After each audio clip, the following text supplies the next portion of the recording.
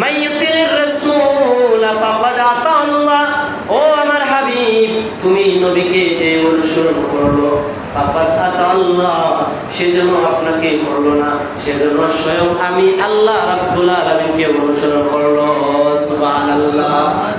আর নবী বলেছেন, যারা আমার অনুসরণ অনুকরণ করতে চাও তারা আমার সাহাবীদের জীবনী পড়ো, আমার সাহাবীদেরকে মেনে চলো, আমার সাহাবীদেরকে ভালোবাসো। আমার সাহাবীকে ভালোবাসবাই, আমি নবীকে ভালোবাসা হয়ে যাবে। আমি নবীকে ভালোবাসবাই, আমার আল্লাহকে ভালোবাসা হয়ে যাবে।